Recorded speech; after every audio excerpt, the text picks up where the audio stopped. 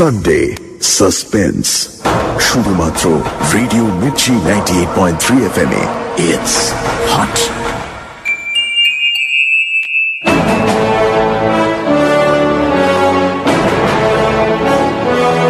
বাংলা সাহিত্যের রোমাঞ্চকর কিছু গল্প দিয়ে সাজানো আমাদের এই বিশেষ নিবেদন সানডে সাসপেন্স। আজ আপনার জন্য শরদিন্দু বন্দ্যোপাধ্যায়ের সদাশিব অভিযানের তৃতীয় গল্প, সদাশিবের দৌড়দৌড়ি কাণ্ড। শরদিন্দু বন্দ্যোপাধ্যায়, জন্ম 1899 সালের 30শে মার্চ, মৃত্যু 1970। বাংলা সাহিত্যে শরদিন্দু বন্দ্যোপাধ্যায় একটি বিশিষ্ট নাম। ব্যোমকেশ বক্সীর স্রষ্টা তো বটেই, এছাড়া লিখে গেছেন অজস্র ছোট গল্প, দুর্দান্ত কয়েকটি ঐতিহাসিক উপন্যাস, কিশোরদের জন্য গল্প এবং চিত্রনাট্য। 1951 সালে রাজশেখর বসু তাকে শিবাজিকে নিয়ে একটি গল্প লেখার জন্য অনুরোধ করেন, আর সেই অনুরোধেই শুরু হয় সদাশিব অভিযান। সদাশিবকে নায়ক করে মোট 5টি গল্প তিনি রচনা করেন, যার মধ্যে তৃতীয় সদাশিবের দৌড়দৌড়ি কাণ্ড। এই গল্পটি আমরা নিয়েছি শরদিন্দু বন্দ্যোপাধ্যায় অমনিবাস 4th খণ্ড থেকে। মামাবাড়ি থেকে তাড়িয়ে দেওয়া হয় অনাথ সদাশিবকে। সে এসে যোগ দেয় স্বয়ং শিবাজিরই দলে। বিজাপুরী সৈন্য তোরনা দুর্গ আক্রমণ করলে সদাশিব গোপনে আগুন ধরায় বিজাপুরী শিবিরে, আর হয়ে ওঠে শিবাজির দলের এক খাস সদস্য। প্রধান চরিত্রে সদাশিব, শিবাজি ও শাহাজি ভোসলে। গল্প পাঠে দীপ, সদাশিবের চরিত্রে সোমক, গল্পের সূত্রধার মীর। শুরু হচ্ছে সদাশিবের দৌড়দৌড়ি কাণ্ড।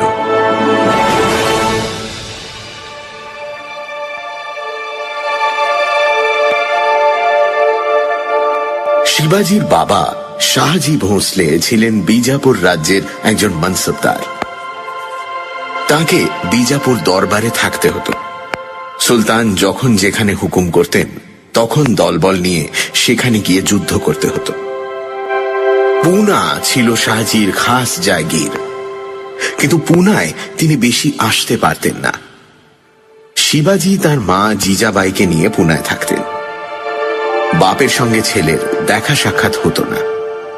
এই কারণে শিবাজি পিতৃ শাসনের বাইরে স্বাধীনভাবে মানুষ হয়ে উঠেছিলেন। বড় হয়ে শিবাজি যখন বিজাপুরের দুর্গগুলি একে একে দখল করতে আরম্ভ করলেন, তখন সুলতান মোহাম্মদ আদিল শাহ শাহাজিকে ডেকে বললেন, এ কিরকম কথা? তুমি আমার মনসবদার আর তোমার ছেলে আমার দুর্গ কেড়ে নিচ্ছে। তুমি ছেলেকে শাসন করতে পারো না। শাহাজি বললেন, হযরত, আমার ছেলে বড় দুষ্টু। আমি তাকে ত্যায্য পুত্র করেছি। সে আমার শাসন মানে না। আপনিই তাকে শাসন করুন। সুলতান মনে মনে অসন্তুষ্ট হলেন। তার একবার ইচ্ছে হলো শাহাজিকে হুকুম করেন, তুমি আমার পক্ষ থেকে সৈন্য নিয়ে ছেলের বিরুদ্ধে যুদ্ধ করো, কিন্তু তাতে বিপদ আছে। শাহাজি যদি যুদ্ধ করতে গিয়ে দলবল নিয়ে ছেলের সঙ্গে মিলে যান, তাহলে অবস্থা আরো সঙ্গীন হয়ে উঠবে। সুলতান বললেন, আচ্ছা, তোমার ছেলেকে আমি শাসন করব। তুমি যাও, সেনাপতি মুস্তাফা খাঁকে জিঞ্জি দুর্গ অবরোধ করতে পাঠাচ্ছি। তুমি তোমার সৈন্য নিয়ে তার সঙ্গে যোগ দাও। জিঞ্জি দুর্গ বিজাপুরের দক্ষিণে, আর পুনা বিজাপুরের উত্তরে। পুনা থেকে জিঞ্জি প্রায় 300 ক্রোশ দূর। শাহাজি জিঞ্জি চলে গেলেন। তারপর আদিল শাহ শিবাজিকে দমন করবার অনেক চেষ্টা করলেন। শেষ পর্যন্ত 7,000 সৈন্য পাঠালেন। এই 7,000 সৈন্যের যে কি দশা হলো তা আমরা জানি। বিজাপুরের 7,000 সৈন্য বারুদের বিস্ফোরণে ছিন্ন ভিন্ন হয়ে যাবার পর তোরনা দুর্গে সারা দিন খুব আনন্দ উৎসব চলল। শত্রু নিপাত হয়েছে। এখন আর দশেরার দিন যুদ্ধযাত্রা করবারও দরকার নেই। বিনা যুদ্ধে শত্রুকে ঘায়েল করেছেন শিবাজি। কিন্তু তবু আনন্দ উৎসবের মধ্যেও শিবাজির মনে একটা দুশ্চিন্তা আনাগোনা করছে। এই সেনানিপাতের খবর যখন বিজাপুরের দরবারে পৌঁছবে তখন সুলতান কি করবেন? শিবাজিকে শাসন করার ক্ষমতা তার নেই, কিন্তু শিবাজির বাবা শাহজি তার মুঠোর মধ্যে। রাগের জ্বালায় সুলতান যদি শাহজিকে হত্যা করেন? পরদিন বিকেলবেলা শিবাজি বন্ধুদের নিয়ে পরামর্শ করতে বসলেন। বন্ধুদের মধ্যে তানাজি, জেসাজি আর বাজি পাসলকার। মা জিজাবাইও বসে মন্ত্রণা শুনছেন। ছেলেদের মন্ত্রণার সময় জিজাবাই প্রায়ই উপস্থিত থাকেন। হাজার হোক ওরা ছেলে মানুষ, যদি কাঁচা কাজ করে ফেলে তাই তিনি নজর রাখেন, কিন্তু নিতান্ত দরকার না হলে কথা বলেন না। সদাশিব সেদিন মন্ত্রণা সভায় ছিল না। সারাদিন হই হই করার পর সে আস্তাবলে গিয়ে নিজের ঘোড়ার দলাই মলাই করছিল। ঘোড়াটি এ কয় মাসে খেয়ে দেয়ে বেশ মোটা তাজা হয়েছে। সদাশিব! সদাশিব! তানাজির মোটা ভরাট গলা। সদাশিব তাড়াতাড়ি আস্তাবল থেকে বেরিয়ে ওপর দিকে তাকালো। ছাদের আলসের কাছে দাঁড়িয়ে তানাজি হাতছানি দিয়ে তাকে ডাকছেন। সদাশিব ঘোড়ার ডলাই মালাই ছেড়ে তখনই ওপরে উঠে গেল। নিশ্চয়ই গুরুতর ব্যাপার। ছাদের মাঝখানে সভা বসেছে। শিবাজি কথা বলছেন আর সকলে বসে শুনছে। সদাশিব চুপি চুপি গিয়ে শিবাজির পেছনে বসল। শিবাজি বলছেন, বিজাপুরে খবর পৌঁছতে অন্তত 4-5 দিন লাগবে। একবার খবর পৌঁছলে চারিদিকে হই হই পড়ে যাবে। তখন সুলতান কি করবেন কিছুই বলা যায় না। তাই খবরটা সুলতানের কাছে পৌঁছানোর আগে বাবার কাছে পৌঁছানো দরকার। তারপর খবর পেয়ে তিনি যা ভালো বুঝবেন তাই করবেন। বাজি পাসলকার বললেন, ঠিক কথা। আগে খবর পেলে শাহজি পুনায় পালিয়ে আসতে পারেন, তখন আর সুলতান তার নাগাল পাবেন না। কিন্তু বাবা বিজাপুরে উপস্থিত না থাকতে পারেন। হয়তো সুলতানের হুকুমে তাকে অন্য কোথাও যেতে হয়েছে। তিনি যেখানেই থাকুন তার কাছে খবর যাওয়া চাই। এখন কথা হচ্ছে কে খবর নিয়ে যাবে। শত্রুর রাজধানীতে যাওয়া মানে প্রাণ হাতে করে যাওয়া, ধরা পড়লে নিশ্চিত মৃত্যু। তাই এমন লোককে পাঠাতে হবে যে চতুর এবং সাহসী, যার ধরা পড়বার সম্ভাবনা কম। কে যাবে? তুমি যাকে হুকুম করবে সেই যাবে। তানাজি বললেন, শিবা, আমাকে হুকুম করো, আমি যাব। তোমাকে দিয়ে হবে না। তুমি শিবাজির বন্ধু, এ কথা অনেকেই জানে। তোমার চেহারাটাও এমন যে সকলের দৃষ্টি আকর্ষণ করে। তুমি গেলে ধরা পড়বার ভয় বড্ড বেশি। তবে কাকে পাঠাতে চাও? শিবাজি হাত বাড়িয়ে সদাশিবকে সামনে টেনে আনলেন। বললেন, এই ছেলেটাকে পাঠাতে চাই। ওর যে বুদ্ধি আছে, সাহস আছে, সে পরিচয়ও দিয়েছে। উপরন্তু ওকে আমার দলের লোক বলে এখনো কেউ চেনে না। শত্রুপক্ষের যারা ওকে দেখেছিল তারা কেউ বেঁচেনি। সুতরাং ওকে পাঠানোই হবে সবচেয়ে নিরাপদ। সকলে নীরব রইলেন। শিবাজির দূত নির্বাচন যে ঠিক হয়েছে তাতে সন্দেহ নেই। কেবল জিজাবাই একটু আপত্তি তুললেন। না না, সদাশিব বড্ড ছেলে মানুষ, ও কি পারবে অত দূর যেতে যদি রাস্তা ভুলে যায়? শিবাজি হেসে উঠলেন। সদাশিব রাস্তা ভুলবার ছেলে নয়। কি বলিস সদাশিব? সদাশিব লজ্জিত হয়ে বলল, না না, রাস্তা ভুলবো না। আমি দেখতে ছোট বটে, কিন্তু 18 বছর বয়স হয়েছে। যেখানে যেতে বলবে আমি যেতে পারবো। কোন রাস্তা দিয়ে যেতে হবে আমাকে দেখিয়ে দাও, আমি ঠিক বিজাপুরে গিয়ে পৌঁছবো। শিবাজি বললেন, রাস্তা তোকে দেখিয়ে দেবো। ঘোড়ায় চড়ে যেতে হবে, যত শিগগির পারিস পৌঁছতে হবে। আমার ঘোড়া খেয়ে দিয়ে বেশ মোটা হয়েছে, সে আমাকে যত দূর বলো নিয়ে যেতে পারবে। তোর ঘোড়া পারবে না, রাস্তায় অনেক নদী পার হতে হবে। তোর ঘোড়া সাঁতার কাটতে পারবে না, টুপ করে ডুবে যাবে। আমার একটা ঘোড়া আছে, তার নাম সিন্ধু কোটক। সেই ঘোড়ায় চড়েই তুই যাবি। 3 মণ বোঝা ঘাড়ে করে সে কৃষ্ণা গোদাবরী পেরোতে পারে। সদাশিব সিন্ধু ঘটককে চিনত। আস্থা বলে শিবাজির খাস ঘোড়া 10-12টা ছিল। তার মধ্যে সিন্ধু কোটক একটা। গোলগাল নাদা পেট ঘোড়া, বেশি জোরে দৌড়তে পারে না, কিন্তু ভারী মজবুত। সদাশিব উৎসাহিত হয়ে উঠল।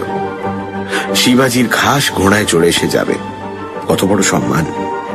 সে লাফিয়ে উঠে বলল, তাহলে এখনই বেরিয়ে পড়ি না কেন? শিবাজি আকাশের দিকে তাকালেন। সূর্য অস্ত যাচ্ছে। তিনি বললেন, আজ আর হবে না, কাল ভোরবেলা তুই বেরোবি, তোকে বিজাপুরের রাস্তায় পৌঁছে দিয়ে আসবো। কিন্তু একটা কথা, বাবা তোকে চেনেন না, যদি তোর কথায় বিশ্বাস না করেন। জিজাবাই নিজের হাত থেকে একটা তামার কবচ খুলে নিয়ে সদাশিবের হাতে বেঁধে দিয়ে বললেন, এই নে, এই কবচটাকে দেখাস, তিনি চিনতে পারবেন। তোরও কবচ ধারণ করলে মঙ্গল হবে, ওতে মা ভবানীর ফুল আছে।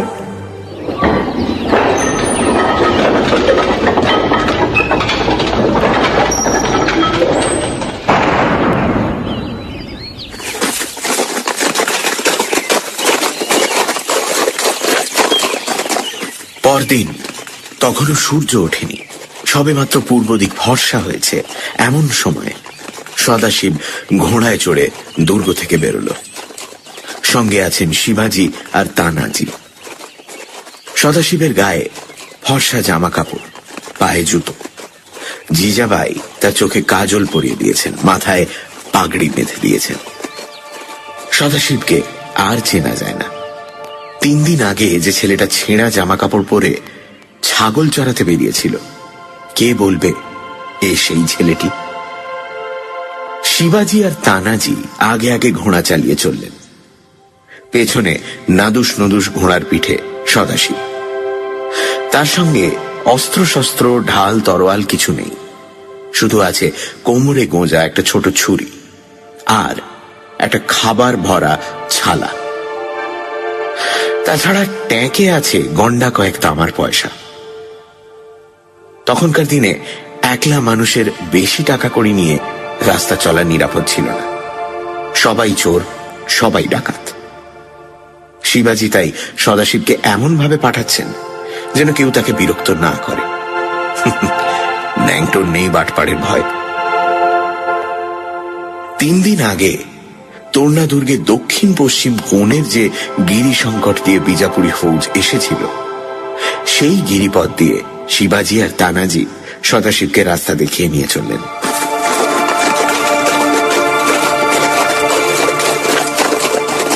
ক্রমে সকাল হলো। চারিদিক শিশির ভেজা আলোয় ঝলমল করে উঠল।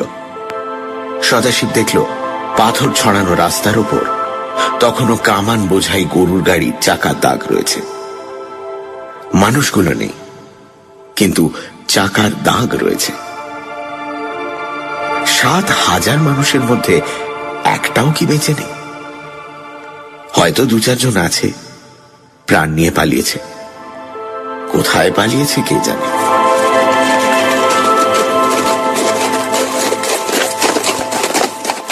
পাহাড়ের এলাকা পেরিয়ে অপেক্ষাকৃত সমতল জায়গায় পৌঁছতে বেলা প্রায় দুপুর হল। এখান থেকে দক্ষিণ দিকে সড়ক গিয়েছে। খুব ভালো রাস্তা নয়, তবু রাস্তা। ঘোড়ার পিঠে যাওয়ার অসুবিধা নেই। শিবাজি সামনের দিকে আঙুল দেখিয়ে বললেন, এই রাস্তা বিজাপুরে গিয়েছে। রাস্তার পাশে মাঝে মাঝে গ্রাম আছে, রাত্রিরে গ্রামে থাকবি, কিন্তু যেখানে বেশি মানুষের ভিড় সেখানে যাবি না। বিজাপুর শহরে পৌঁছতে 5-6 দিন লাগবে। সেখানে কাজ সেরেই ফিরে আসবি। রাস্তা চিনে ফিরে আসতে পারবি তো? সদাশিব বলল, নিশ্চয়ই পারবো। যা যা বলে দিয়েছি মনে আছে? আছে। আচ্ছা, তাহলে এবার বেরিয়ে পড়। জয় ভবানী। জয় ভবানী বলে সদাশিব ঘোড়া চালালো। শিবাজি আর তানাজি ঘোড়ার পিঠে বসে চেয়ে রইলেন।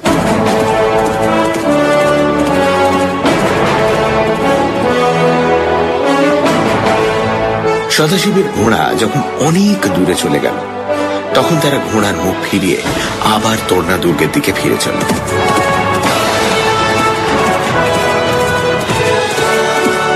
সদাশিব চলেছে।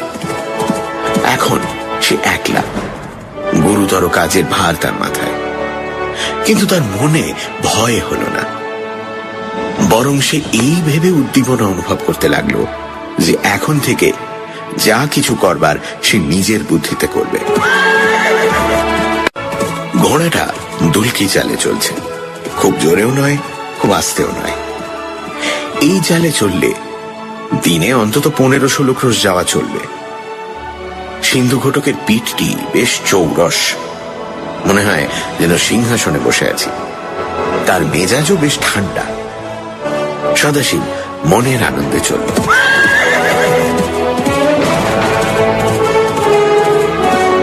সূর্য মাথার উপর উঠে পশ্চিমে হেলে পড়ল। সদাশিব মনের আনন্দে খিদে তেষ্টার কথা ভুলে গেছে, কিন্তু সিন্ধু ঘটক বলেনি। প্রায় 2 ঘড়ি চলবার পর এক জায়গার কাছে এসে সে দাঁড়িয়ে পড়ল। রাস্তার ডান দিক থেকে ঝর্ণার জল এসে রাস্তার উপর দিয়ে বয়ে গেছে। কাকচক্ষু জল, জলের তলায় বালি তকতক করছে। সিন্ধু ঘটক জলের কিনারায় দাঁড়িয়ে ঘাড় নিচু করে চোঁ চোঁ শব্দ করে জল খেতে লাগলো। সদাশিবের মনে পড়ল এখনো খাওয়া হয়নি। সে ঘোড়ার পিঠ থেকে নামল, ঘোড়া ছেড়ে দিয়ে খাবারের থলিটি নিয়ে রাস্তার ধারে একটি পাথরের ওপর গিয়ে বসল। জিজাবাই অনেক খাবার দিয়েছেন, ঘিয়ে ভাজা জোয়ারির রুটি, ছোলার ডালের ঝাল চাক্কি, মতিচুরের লাড্ডু, আরো কত কি। এমন সব জিনিস দিয়েছেন যা 2-1 দিনে নষ্ট হবে না।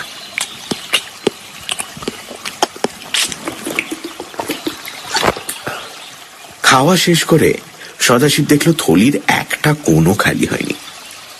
সে উঠে পড়ল। আঁজলা ভরে ঝর্ণার জল খেয়ে সিন্ধু ঘটককে ডাকল।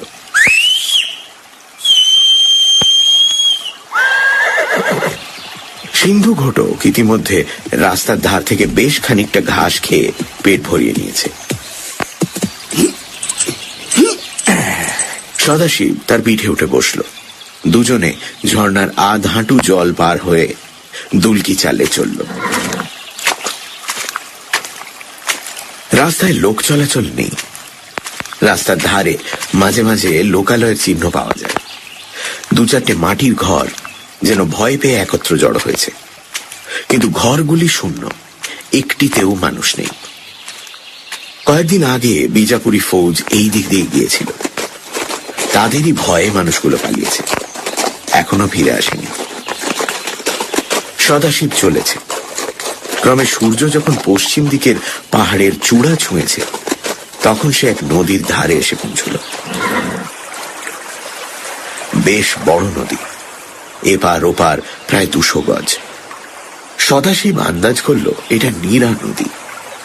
নীরা নদী সহ্যাদ্রি থেকে বেরিয়ে আরো পূব দিকে গিয়ে ভীমা নদীর সঙ্গে মিলেছে। নদীর কিনারে রাস্তার ধারে গ্রাম রয়েছে, কিন্তু গ্রামে মানুষ নেই। ঘাটের কাছে একটা নৌকো আধ ডুবন্ত অবস্থায় কানা জাগিয়ে আছে, বোধহয় খেয়ার নৌকো। এইখানে নদী পার হতে হবে, কারণ রাস্তাটা এইখানে নদীতে ডুবে গিয়ে ওপারে গিয়ে উঠেছে। সদাশিব ঠিক করল আজ রাত্রিটা এইখানেই কাটাবে। অনেক শূন্য ঘর পড়ে রয়েছে। একটি ঘরে রাত কাটিয়ে ভোর হতে না হতে আবার যাত্রা শুরু করবে। এই সময় সিন্ধু ঘটক ঘাড় উঁচু করে একবার চিহি শব্দ করল। একটা ঘোড়া আর একটা ঘোড়ার গন্ধ পেলে যেরকম শব্দ করে, সেই রকম। সদাশিব চারিদিকে তাকালো, কিন্তু ঘোড়া বা মানুষ কাউকেই দেখতে পেল না। সে তখন ঘোড়া থেকে নেমে ঘোড়ার রাশ ধরে গ্রামের মধ্যে ঢুকল।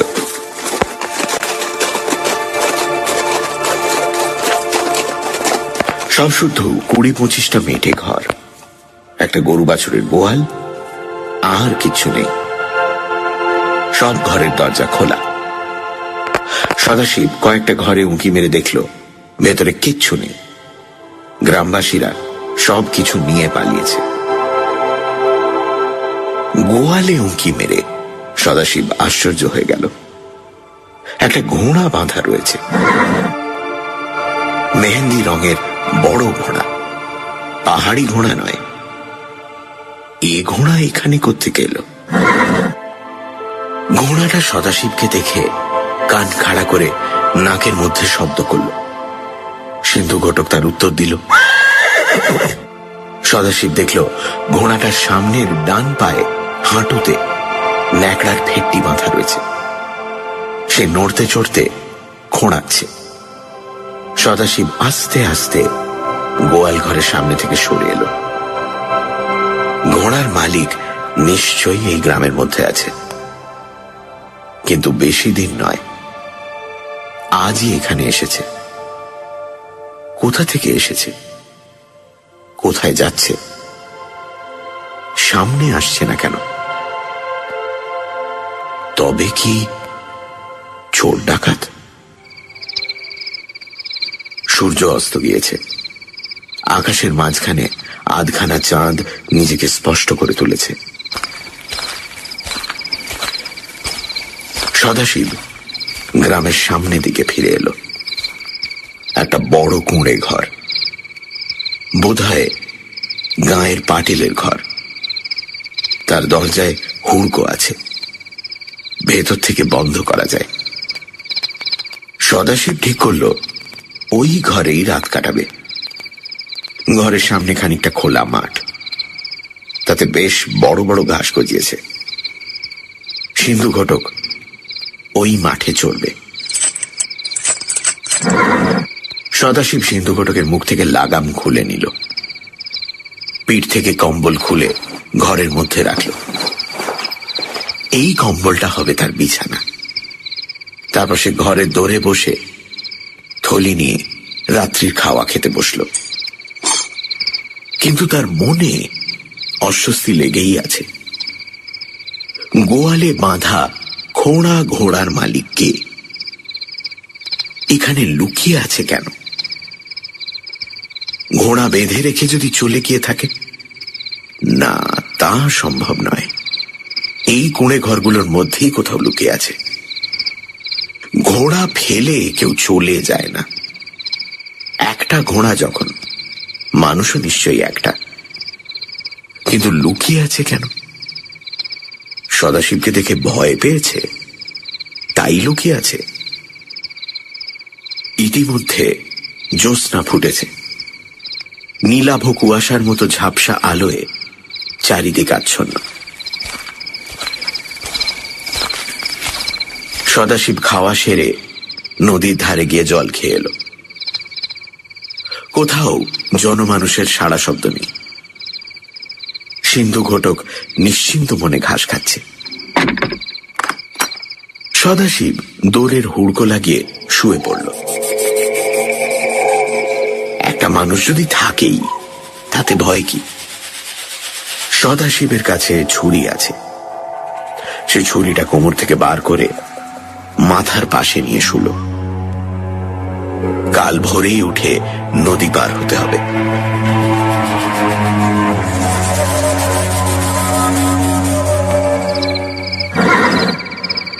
অনেক রাত্রে সিন্ধু ঘটকের নাক ঝাড়ার শব্দে সদাশিবের ঘুম ভেঙে গেল। দরজার পাশে ছোট্ট ঘুলঘুলি, তাই দিয়ে সে বাইরে উঁকি মারল। তখনও চাঁদ অস্ত যায়নি, কিন্তু অস্ত যেতে বেশি দেরিও নেই। সিন্ধু ঘটক ঘাস খেয়ে পেট ভরিয়ে মাঠের মাঝখানে বসে আছে। একটা লোক খোঁড়া ঘোড়াটার লাগাম ধরে তার কাছে এসে দাঁড়িয়েছে। চাঁদের আলোয় সদাশিব লোকটার মুখ দেখতে পেল। মুখে দাড়ি। লোকটা আঙুলে তুড়ি দিয়ে মুখে চুকচুক শব্দ করল, কিন্তু সিন্ধু ঘটক উঠল না। আবার নাক ঝাড়া দিল। লোকটা সন্তর্পণে চারিদিকে তাকিয়ে সিন্ধু ঘটকের কোমরে আস্তে একটা লাথি মারল, যাতে সে উঠে দাঁড়ায়। সিন্ধু ঘটক কিন্তু উঠল না। মুহূর্তের মধ্যে সদাশিব সমস্ত ব্যাপারটা বুঝে গেল। লোকটা কে, কেন এখানে লুকিয়ে আছে, তার ঘোড়া কেন খোঁড়া, কিছুই বুঝতে বাকি রইল না। সে ঘুলঘুলি দিয়ে গলা বাড়িয়ে মুখে বিকট শব্দ করল। লোকটা চমকে উঠে এক লাফে নিজে ঘোড়ার পিঠে উঠে বসল, তারপর ন্যাংচাতে ন্যাংচাতে পালালো। সদাশিব তখন হুড়কো খুলে বাইরে এলো। দেখলো ঘোড়সওয়ার নদীর দিকে যাচ্ছে। তারপর ছপাত ছপাত শব্দ হলো। ঘোড়া নদী পার হচ্ছে। সদাশিব ঘরে ফিরে এসে আবার দরজায় হুড়কো লাগালো। লোকটা মুসলমান। বিজাপুরের যে ফৌজ তোরনা আক্রমণ করতে এসেছিল, লোকটা সেই দলে ছিল, ঘোড়াটাও ছিল। কোন রকমে ওদের দুজনেরই প্রাণ বেঁচে যায়। কেবল ঘোড়াটার হাঁটু জখম হয়। তখন ঘোড়ায় চড়ে লোকটা বিজাপুরে খবর দিতে যাচ্ছে। পাছে শিবাজির এলাকায় ধরা পড়ে, তাই লুকিয়ে লুকিয়ে যাচ্ছে। সদাশিব ঠিক করল যেমন করেই হোক ওই লোকটার আগে তাকে বিজাপুর পৌঁছতে হবে। কিন্তু আজ রাত্রেই তাকে তাড়া করবার দরকার নেই। ঘোড়ায় চড়ে সে কতদূর যাবে?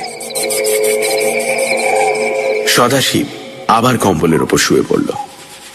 শুয়ে শুয়ে সে ভাবতে লাগলো, লোকটা বোধহয় সিন্ধু ঘটককে চুরি করবার মতলব করেছিল। ভাগ্যিস ঠিক সময় তার ঘুম ভেঙে গিয়েছিল, নইলে সকালবেলা উঠে দেখতো সিন্ধু ঘটক অদৃশ্য, আর তার বদলে ঘোড়াটা দাঁড়িয়ে আছে।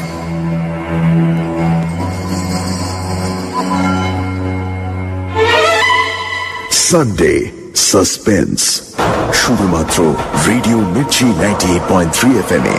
It's hot. গল্পের পরবর্তী অংশ ব্রেকের পর। It's hot.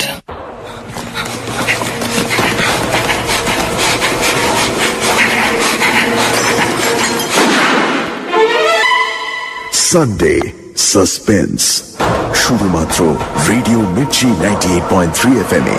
It's hot.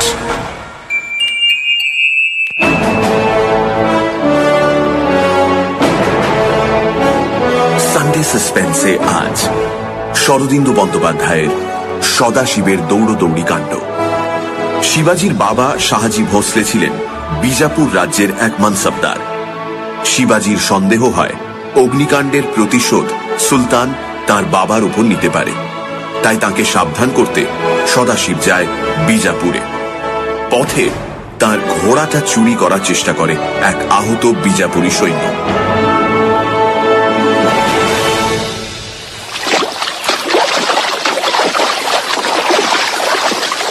ভোরের আলো ফুটতে না ফুটতে সদাশিব বেরিয়ে পড়ল।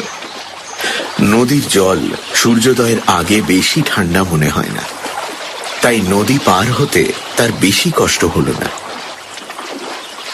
নীরা নদী এখানে প্রায় 200 গজ চওড়া হলেও কিনারার জল গভীর নয়। মাঝখানে আন্দাজ 50 গজ অথই জল। সিন্ধু ঘটক সদাশিবকে পিঠে নিয়ে স্বচ্ছন্দে সাঁতার কেটে নদী পার হয়ে গেল।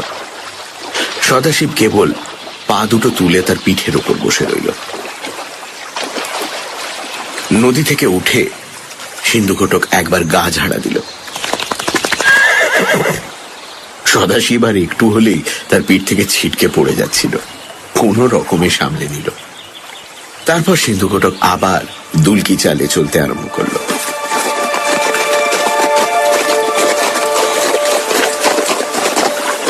রাস্তায় রাহি নেই। রাস্তার ধারে একটা ছোট গ্রাম পড়ল, কিন্তু গ্রামে জনমানব নেই, শূন্য চারিদিক। তার মাঝখান দিয়ে পাহাড়ি রাস্তা উঠছে নামছে, কখনো গিরিস্কন্ধের আড়ালে অদৃশ্য হয়ে যাচ্ছে। ঘোড়ার সওয়ারকে কিন্তু দেখা গেল না। সে বোধহয় সারা রাত ঘোড়া চালিয়ে অনেক দূরে এগিয়ে গেছে। বেলা বাড়তে লাগলো, ক্রমে দুপুর হলো। একটি গ্রাম। সদাশিব দূর থেকে দেখল এখানে 2-4 লোক ফিরে এসেছে। গ্রামের সামনে দিয়ে যাওয়ার সময় সদাশিব ঘোড়া দাঁড় করালো, হাত তুলে হাঁক দিল, এই যে শুনছেন, আপনাকে বলছি। কিন্তু গ্রামবাসীরা কেউ কাছে এলো না। লাঠি হাতে সন্দিগ্ধভাবে দূরে দাঁড়িয়ে রইল। সদাশিব আবার হাঁক দিল, শুনছেন? হ্যাঁ, আপনি। তখন একজন বুড়ো লোক এগিয়ে এসে বলল, তুমি কে? কি চাও? আমি রাহি, জরুরি কাজে বিজাপুরে যাচ্ছি। তোমরা আমাকে দেখে ভয় পাচ্ছ কেন? বিজাপুরের সিপাহীরা আমাদের গ্রাম লুটে নিয়েছে। তুমি কি বিজাপুর দলের লোক? না, আমি পুনার লোক। দেখছো না আমি মারাঠি। তবে বিজাপুরে যাচ্ছ কেন? এই প্রশ্নের জবাব সদাশিবের তৈরি ছিল। সে বলল, আসলে আমার মামাকে খুঁজতে যাচ্ছি। আচ্ছা, বলতে পারো এই রাস্তা দিয়ে ঘোড়ায় চড়ে কেউ গিয়েছে? হ্যাঁ, খুব ভোরবেলায় গিয়েছে, তখনও সূর্য ওঠেনি। সেই বুঝি তোমার মামা? মামাই বটে, একেবারে সাক্ষাৎ কংস মামা। সদাশিব আর দাঁড়ালো না, ঘোড়া চালিয়ে দিল।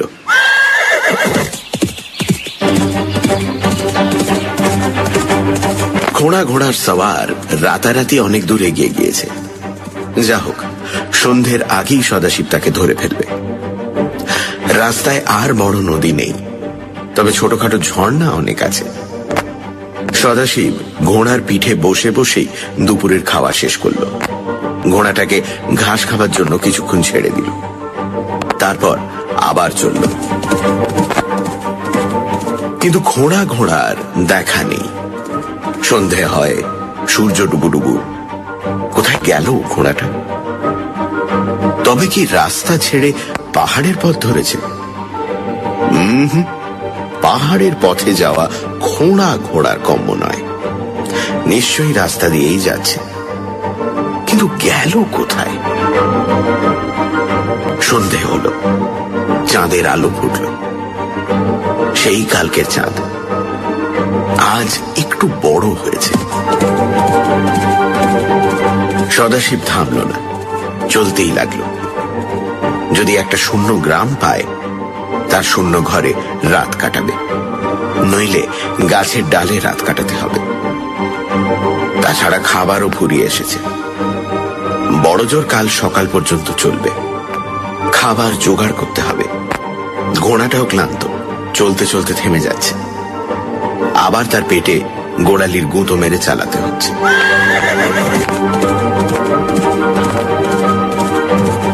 এইরকম এক জায়গায় সিন্ধুঘটক থেমেছে। হঠাৎ সদাশিবের কানে এলো ঠুং ঠুং ঘন্টির আওয়াজ। এই আওয়াজ সদাশিবের চেনা। গাঁয়ের মন্দিরে সন্ধ্যারতির ঘন্টি বাজছে। সদাশিব পাশের দিকে তাকালো, কিন্তু গ্রাম দেখতে পেল না। খানিকটা চড়াই উঠেছে। তার গায়ে মানুষের পায়ে হাঁটা পথের মতো অস্পষ্ট চিহ্ন। হয়তো চড়াইয়ের ওপারে গ্রাম আছে, রাস্তা থেকে দেখা যাচ্ছে না। সদাশিব ঘোড়া থেকে নেমে তার রাশ ধরে সেই দিক পানে চলল। এবড়ো খেবড়ো চড়াই। 50-60 গজ গিয়ে সদাশিব তার মাথায় উঠল। সামনেই চড়াইয়ের কোলে একটা ছোট গ্রাম, 30-40টি খড় ছাওয়া কুটির। কিন্তু একটি কুটিরেও বাতি জ্বলছে না। চাঁদের আলোয় শূন্য গ্রামটি নিঝুম হয়ে আছে। সদাশিব অবাক হল। গ্রামে কেউ নেই, তবে ঘন্টি বাজাচ্ছিল কে? ঠিক এই সময় সদাশিব আবার শুনতে পেল সেই ঘন্টির শব্দ। গ্রামের ভেতর থেকেই শব্দ আসছে। সিন্ধু ঘটককে সেইখানে ছেড়ে দিয়ে সদাশিব নেমে গেল। গ্রামের কুঁড়ে ঘরগুলি অবিন্যস্তভাবে এখানে ওখানে দাঁড়িয়ে আছে। তাদের ফাঁকে ফাঁকে যাতায়াতের পথ। এদিক ওদিক ঘুরতে ঘুরতে সে হঠাৎ দেখতে পেল একটি ছোট্ট মন্দিরের মধ্যে প্রদীপ জ্বলছে। পাথরের মন্দির। বোধহয় গ্রামের মধ্যে এই একটি মাত্র পাকা বাড়ি, কিন্তু লোকজন কাউকে দেখা যাচ্ছে না। সদাশিব পা টিপে টিপে সেই দিকে চলল। মন্দিরের খোলা দরজার সামনে গিয়ে দেখল ভেতরে বিঠোবার মূর্তি রয়েছে, আর একটি মেয়ে মন্দিরের মধ্যে বসে পুজো করছে। মেয়েটি দরজার দিকে পেছন ফিরে পুজো করছিল, তাই সদাশিবকে দেখতে পেল না। সদাশিব দেখল মেয়েটি একলা, তার সঙ্গে অন্য কেউ নেই। সদাশিব সন্তর্পণে যেই আর এক পা বাড়িয়েছে, অমনি পায়ের তলায় পাথরকুচি পড়ে একটা শব্দ হলো। মেয়েটা ঘাড় ফিরিয়ে দেখল, তারপর অস্ফুট চিৎকার করে ধর্মড়িয়ে উঠে মন্দিরের দৌড় ভেতর থেকে বন্ধ করে দিল। কিছুক্ষণ দুপক্ষই চুপচাপ। তারপর সদাশিব গলা ঝাড়া দিয়ে বলল, ভয় পেও না, আমি তোমার অনিষ্ট করব না। মন্দিরের ভেতর থেকে সাড়া শব্দ এলো না। তখন সদাশিব আবার বলল, আমার কোনো বদ মতলব নেই, তুমি যদি ভয় পাও আমি চলে যাচ্ছি। সে কিন্তু চলে গেল না, অপেক্ষা করে রইল। খানিক পরে মন্দিরের ভেতর থেকে মেয়েলি মিহি গলা এলো। তুমি কে? কি চাও? কিচ্ছু চাই না, আমি মারাঠি হিন্দু। রাস্তা দিয়ে যাচ্ছিলাম, ঘন্টির শব্দ শুনে এসেছি। এটা কি বিঠ্ঠলের মন্দির? হ্যাঁ। তুমি বিজাপুরের সিপাহী নও? না, আমি পুনা থেকে আসছি। আবার খানিকক্ষণ চুপচাপ। তারপর খুট করে শব্দ হলো। দরজা একটু ফাঁক করে মেয়েটি উঁকি মারল। সে দেখল আগন্তুক ছেলে মানুষ। তার হাতে অস্ত্র শস্ত্র নেই, শুধু একটা ঝুলি। দরজা আর একটু ফাঁক করে সে বলল, তোমার নাম কি? সদাশিব। এখানে কি চাও? বলেছি তো কিছুই চাই না, মন্দিরের ঘন্টি শুনতে পেয়ে এসেছি। তুমি বিঠ্ঠলের পূজা করছিলে? হ্যাঁ। সদাশিব মন্দিরের পৈঠায় মাথা ঠেকিয়ে প্রণাম করল। তারপর বলল, গাঁয়ের লোকজন কেউ নেই কেন? মেয়েটি এবার বেরিয়ে এসে বলল, বিজাপুরের সিপাহীরা এসেছিল, তাই গাঁয়ের লোক সব পালিয়েছে, পাহাড়ের গুহার মধ্যে লুকিয়ে আছে। সদাশিব এবার মেয়েটিকে ভালো করে দেখল। সামনে থেকে চাঁদের আলো আর পেছন থেকে প্রদীপের আলো তার গায়ে পড়েছে। কালো মেয়েটি, ছোটখাটো গড়ন, বেশ শ্রী আছে। বয়স 11-12 বছরের বেশি নয়। সেই নির্জন গ্রামে একলা কি করছে? সে জিজ্ঞেস করল, তুমি এখানে একলা আছো? মেয়েটি একটু হাসল, বলল, না, আমিও পালিয়েছি। আমার বাবা বিঠ্ঠলের পূজারী, তিনি বুড়ো মানুষ, তার উপর বিজাপুরীদের হাতে জখম হয়েছেন। তিনি আসতে পারেন না, তাই আমি বিঠ্ঠলের পুজো দিতে আসি। সদাশিব একটা নিঃশ্বাস ফেলে পৈঠার ওপর বসল, বলল, বিজাপুরী সিপাহীরা বড় অত্যাচার করে না? শিবাজির সৈন্য কিন্তু গ্রামের লোকের ওপর অত্যাচার করে না। মেয়েটির এতক্ষণে ভয় কেটেছে, কৌতূহল দেখা দিয়েছে। সেও চাতালের ওপর বসল, বলল, শিবাজির নাম শুনেছি, তুমি বুঝি শিবাজির দলের লোক? সদাশিব একটু ঘাড় নাড়ল। এই মেয়েটিকে দেখে, ওর কথা শুনে কুঙ্কুর কথা মনে পড়ে যায়। সে বলল, আমার গাঁয়ে তোমার মতো একটি মেয়ে আছে, তার নাম কুঙ্কু। তোমার কি নাম? মেয়েটি একটু ঘাড় বেঁকিয়ে বলল, সেবন্তী। তারপর দুজনের মধ্যে ভাব হয়ে গেল। সেবন্তীর মনে ভারী কৌতূহল, সে নানা কথা জিজ্ঞেস করতে লাগলো। সদাশিব এক সময় বলল, সেবন্তী বেহেন, আমার বড় তেষ্টা পেয়েছে, একটু জল দিতে পারো? দিচ্ছি। বলে সেবন্তী মন্দির থেকে জল এনে দিল। সদাশিব ঢক ঢক করে এক ঘটি জল খেয়ে ফেলল। ঘটি রেখে এসে সেবন্তী আবার বসল, বলল, সদাশিব ভাই, তোমার থলিতে কি আছে? খাবার আছে, কিন্তু বেশি নেই, সব ফুরিয়ে এসেছে প্রায়। কাল যে কি খাবো তাই ভাবছি। তুমি এখন কি করবে? রাত্রিরে কি এখানেই থাকবে? তাই তো ইচ্ছে। যদি তোমার অমত না থাকে, কোনো একটা ঘরে শুয়ে থাকবো, সকাল হলেই চলে যাব। সেবন্তী বেহেন, তুমি আমাকে কিছু খাবার দিতে পারো? আমি এমনি চাই না, আমার কাছে পয়সা আছে। সেবন্তী গালে হাত দিয়ে খানিক ভাবল, তারপর বলল, গ্রামে তো খাবার জিনিস কিচ্ছু নেই। যা ছিল তার বেশিরভাগ বিজাপুরি সিপাহীরা লুটে নিয়ে গেছে। বাকি খাবার গ্রামের লোকেরা গুহায় নিয়ে গেছে। না, তাহলে থাক, আমি চালিয়ে নেব। তুমি এবার ফিরে যাও, দেরি হলে আবার তোমার বাবা ভাববেন। তুমি তাহলে রাত্রিরে এখানেই থাকবে? হ্যাঁ। সেবন্তী মন্দিরের সামনে একটা কুঁড়ে ঘর দেখিয়ে বলল, তুমি ওই ঘরে শুয়ো, ওটা আমাদের ঘর। আচ্ছা। সেবন্তী উঠল, মন্দিরের দরজা বাইরে থেকে ভেজিয়ে দিয়ে একটু হেসে বলল, আমি তবে যাই। এসো বেহেন। সেবন্তী চলে গেল, চাঁদের আলোয় যেন মিলিয়ে গেল। সদাশিব আরো কিছুক্ষণ বসে রইল, তারপর উঠে পড়ল। তাড়াতাড়ি খাওয়া দাওয়া সেরে শুয়ে পড়া দরকার। ভোরেই আবার বেরিয়ে পড়তে হবে। এখনো দুদিনের রাস্তা বাকি।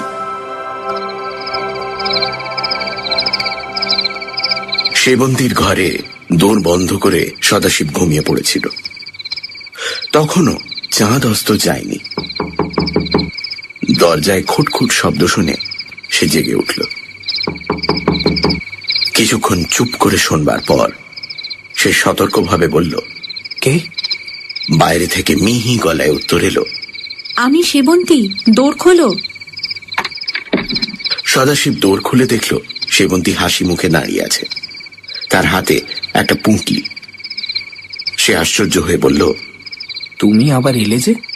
সেবন্তী পুঁটলি দেখিয়ে বলল, তোমার জন্য খাবার এনেছি। কই তোমার থলি বার করো।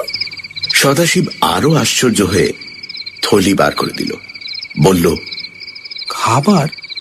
খাবার কোথায় পেলে? সেবন্তী পুঁটলি থেকে খাবার সদাশিবের থলিতে ভরে দিতে দিতে বলল, সে খবরে তোমার দরকার কি? এতে তোমার দুদিন চলে যাবে। তোমাকে যতই দেখছি কুঙ্কুর কথা মনে পড়ছে। কত পয়সা দেবো সেবন্তী বেহেন? পয়সা চাই না, তুমি আবার এই রাস্তা দিয়ে ফিরবে তো? হ্যাঁ। আমার জন্য নগর থেকে কিছু মিছু কিনে এনো। আমি রোজ সকাল সন্ধে এইখানে বসে তোমার পথ চেয়ে থাকবো। আচ্ছা, যদি ফিরি নিশ্চয়ই নিয়ে আসবো। তুমি আর একটু ঘুমিয়ে নাও, সকাল হতে এখনো অনেক দেরি। আচ্ছা আচ্ছা।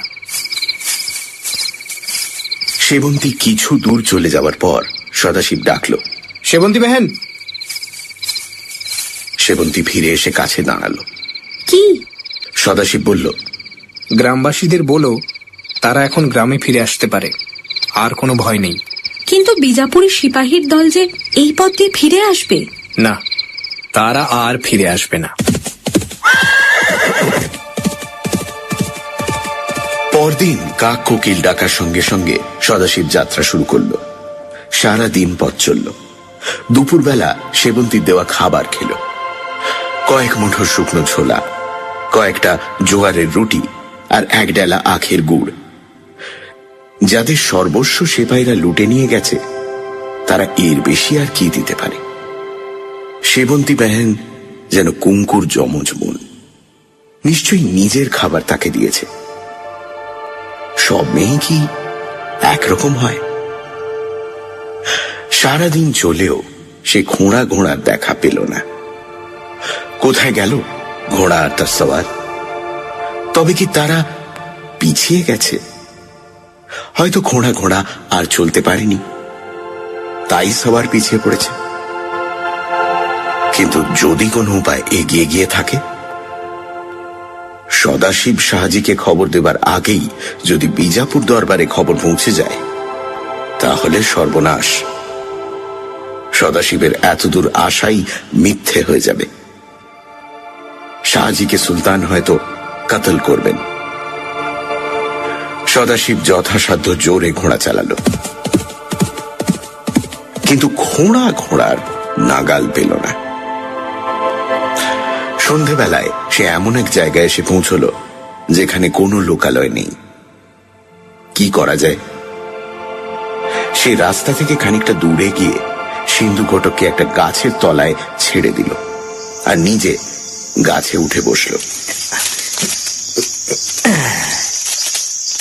গাছটি বেশ বড় আর ঝাঁকড়া। সদাশিবের গাছে ঘুমানোর অভ্যেস আছে। সে একটা মোটা ডালের দুদিকে পা ঝুলিয়ে বসল, গুঁড়িটাকে দুহাত দিয়ে জড়িয়ে তার গায়ে গাল রেখে ঘুমিয়ে পড়ল। গাছের নিচে আশেপাশে ঘাস গজিয়েছে। সিন্ধু ঘটক চাঁদের আলোয় তাই খেতে লাগলো। তারপর পেট ভরলে গাছের তলায় বসে সেও ঘুমোতে লাগলো। পরদিন সদাশিব আবার চলল। আজ কিন্তু রাস্তার চেহারা অন্যরকম। মাঝে মাঝে রাস্তায় দু চারটে লোক দেখা যাচ্ছে। রাস্তার ধারে গ্রামের সংখ্যাও বেশি, কিন্তু বেশিরভাগ গ্রামেই মুসলমানের বাস। সদাশিব বুঝল বিজাপুর নগর আর বেশি দূর নয়। দুপুরবেলা সদাশিব সিন্ধু ঘটককে রাস্তার ধারে ঘাসের ওপর ছেড়ে দিয়ে নিজেও খেতে বসল। বসে বসে খাচ্ছে আর ভাবছে, এমন সময় দেখল পেছন দিক থেকে একপাল ভেড়া নিয়ে একটা লোক আসছে। বোধহয় কাছের কোনো গ্রাম থেকে আসছে, কারণ সদাশিব আগে তাদের রাস্তায় দেখতে পায়নি। লোকটা ভারী জোয়ান একজন মুসলমান। বাঁশি বাজাতে বাজাতে চলেছে। ভেড়াগুলো তার আগে আগে যাচ্ছে। সদাশিবের সামনাসামনি এসে লোকটা বাঁশি থামালো। একগাল হেসে বলল, কি সাঙ্গাত, এখানে বসে কি হচ্ছে? সদাশিব দেখলো লোকটা বেশ ফুর্তিবাজ। সেও হেসে বলল, খাচ্ছি, খেয়েই আবার রওনা দিতে হবে। বিজাপুর আর কত দূর বলতে পারো? তুমি বিজাপুর যাচ্ছ? হ্যাঁ। লোকটা সিন্ধু ঘটকের দিকে তাকালো, তারপর বলল, তোমার ঘোড়া আছে দেখছি, তবু আজ বিজাপুর পৌঁছতে পারবে না। আজ রাত্রিটা পথেই কাটাতে হবে। কাল বেলা 2 ঘড়ি আন্দাজ শহরে পৌঁছবে। তুমি কোথায় যাচ্ছ? আমিও বিজাপুর যাচ্ছি। আমি পৌঁছবো পরশু। এত ভেড়া নিয়ে যাচ্ছ কেন?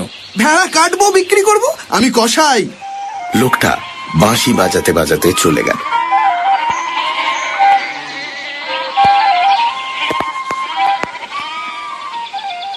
কিছুক্ষণ পরে খাওয়া শেষ করে সদাশিব সিন্ধু ঘটকের পিঠে চড়ে রওনা হলো। কিছু দূর এগিয়ে ভেড়ার পাল আর কসাইয়ের সঙ্গে আবার দেখা হলো। কসাই বাঁশি বাজাতে বাজাতে চলেছে। হেসে বলল, বিজাপুরে আবার দেখা হবে। ভালো মাংস চাও তো আমার দোকানে এসো। পীরবক্স কসাইয়ের নাম সবাই জানে। এমন মাংস আর কোথাও পাবে না।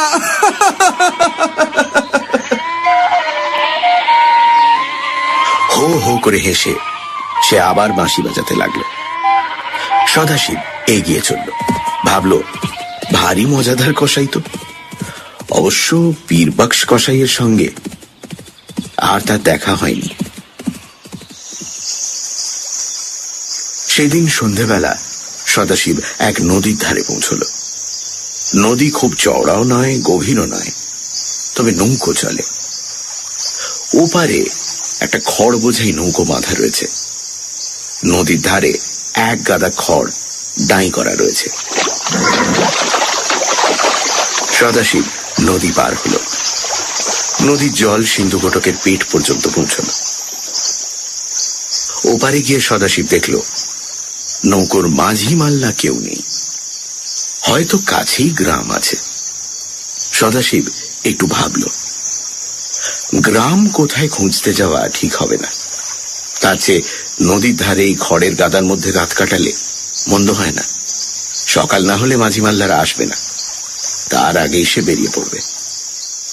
সিন্ধু ঘটককে নদীর ধারে ছেড়ে দিয়ে সদাশিব রাত্রির খাবার খেয়ে নিল।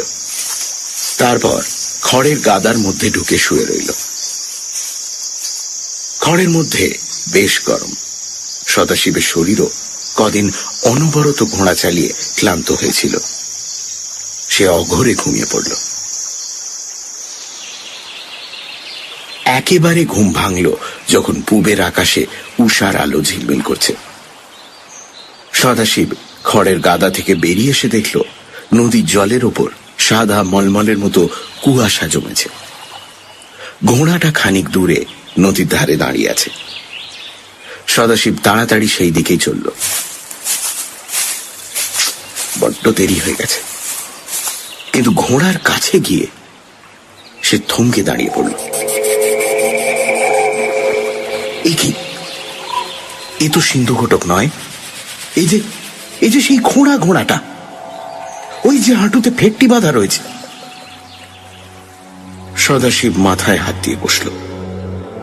ব্যাপার বুঝতে তার দেরি হলো না। ঘোড়ার সওয়ার কখনো এক সময় পিছিয়ে গিয়েছিল, তারপর সারা রাস্তা তার পেছন পেছন আসছিল। আজ রাত্রিরে কোনো সময় সে নদী পার হয়ে সিন্ধু ঘটককে চাঁদের আলোয় দেখতে পেয়েছে। তারপর নিজের ঘোড়াটা এখানে রেখে সিন্ধু ঘটকের পিঠে চড়ে পালিয়েছে। এখন উপায়? সদাশিবের কান্না এলো। এই ঘোড়াটার পিঠে চড়ে বিজাপুর যেতে হবে। হয়তো পৌঁছতে সন্ধে হয়ে যাবে। ইতিমধ্যে সুলতানের কানে খবর উঠবে, কিন্তু উপায় কি? সদাশিব ঘোড়ার পিঠে কম্বল বাঁধল, মুখে লাগাম লাগালো, তারপর ন্যাংচাতে বিজাপুরের দিকে চলল। ঢেউ খেলানো রাস্তা। বেলা 2 ঘড়ির সময় একটা চড়াইয়ের মাথায় উঠে সদাশিব দেখল দূরে আকাশের গায়ে বিজাপুর শহরের দুর্গ যেন আঁকা রয়েছে। সেখানে পৌঁছতে কিন্তু দুপুর পার হয়ে গেল। বিজাপুর নগরের দুর্গের নিচে দাঁড়িয়ে তার মাথার দিকে তাকালে মাথা ঘুরে যায়, এত উঁচু। তোরণের প্রবেশপথও উঁচু, কিন্তু বেশি চওড়া নয়। সদাশিব যখন পৌঁছল, দুর্গ দ্বারে বেশি ভিড় নেই। প্রহরীরা পাহারা দিচ্ছে। 2-4 জন মুসাফির শহরে ঢুকছে, 2-4 জন বেরোচ্ছে। বাইরে উটের দল বসে আছে। একপাল গাধা পিঠে মালের বোঝা নিয়ে দাঁড়িয়ে আছে। এক পাশে পাঁচিলের গায়ে বড় বড় লোহার আংটা ঝুলছে। তাতে পাশাপাশি কয়েকটা ঘোড়া বাঁধা রয়েছে। সদাশিব কোনো দিকে না তাকিয়ে একেবারে ঘোড়া শুদ্ধ তোরণের দ্বারের সামনে হাজির হল। অমনি 2 জন প্রহরী বল্লম নিয়ে তার পথ আটকে দাঁড়ালো। একজন বলল, ঘোড়া নিয়ে ফটক দিয়ে ঢোকবার হুকুম নেই। কে তুমি? আমি পুনা থেকে জরুরি কাজে এসেছি। আগে ঘোড়া বেঁধে রেখে এসো, তারপর তোমার কথা শুনবো। সদাশিব ঘোড়া বাঁধার জায়গায় গেল। সেখানে 6-7টা ঘোড়া বাঁধা রয়েছে। সদাশিব ঘোড়া থেকে নেমে অন্য ঘোড়াদের পাশে নিজের ঘোড়া বাঁধতে যাবে, এমন সময় একটা ঘোড়ার নাক ঝাড়ার শব্দে চমকে উঠল। ফিরে দেখল, আরে এ কি? সিন্ধু ঘটক। যে লোকটা সিন্ধু ঘটককে চুরি করেছিল, সে এইখানে তাকে বেঁধে রেখে নগরে প্রবেশ করেছে। সদাশিবের বুক নেচে উঠল, কিন্তু এখন সময় নেই। সে সিন্ধু ঘটকের গায়ে একবার হাত বুলিয়ে ফটকের কাছে ফিরে গেল। প্রধান প্রহরী জিজ্ঞাসা করল, নগরে কার সঙ্গে তোমার জরুরি কাজ? আমার মামা বলবন্ত রাও মনসবদার শাহজি ভোসলের অধীনে কাজ করে। আমি মামাকে জরুরি খবর দিতে এসেছি। কিন্তু মনসবদার শাহজি ভোসলে তো এখানে নাই। তিনি নিজের দলবল নিয়ে সেনাপতি মুস্তাফা খাঁর সঙ্গে জিঞ্জি দুর্গ অবরোধ করতে গিয়েছেন। হ্যাঁ, এখানে নেই? না। জিঞ্জি দুর্গ কোথায়? কত দূর? প্রহরী ডান দিকের রাস্তা দেখিয়ে বলল, জিঞ্জি দুর্গ ওই দিকে, 4-5 দিনের পথ। সদাশিব একটু ভাবল, এ মন্দ হল না। সুলতান খবর পেলেও শাহজি তার নাগালের বাইরে। এখনো সময় আছে। সে বলল, আমাকে যেতেই হবে। মামাকে খবরটা না দিলেই নয়। আচ্ছা, সেলাম। সালাম। সদাশিব ঘোড়ার কাছে ফিরে গেল। এদিক ওদিক চেয়ে দেখল কেউ তাকে লক্ষ্য করছে না। সে তখন সিন্ধু ঘটককে খুলে নিয়ে তার পিঠে চড়ে বসল। যে রাস্তা প্রহরী দেখিয়ে দিয়েছিল, সেই রাস্তায় ঘোড়া ছুটিয়ে দিল।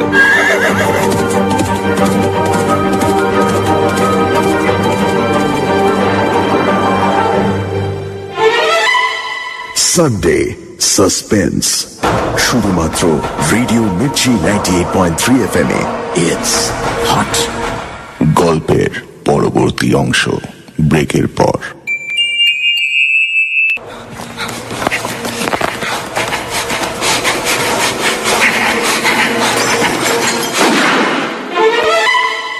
সানডে সাসপেন্স শুধুমাত্র রেডিও মির্চি 98.3 FM এ ইটস হট।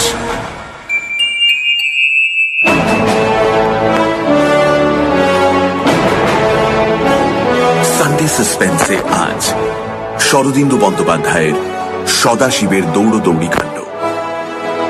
সকালে উঠে সদাশিব দেখে তার ঘোড়াটা চুরি হয়ে গেছে। তার জায়গায় দাঁড়িয়ে আছে সেই খোঁড়া ঘোড়া। তাতে চড়েই বিজাপুর নগরে পৌঁছয় সদাশিব। জানতে পারে শাহাজি বিজাপুর ছেড়ে চলে গেছেন জিঞ্জি দুর্গে।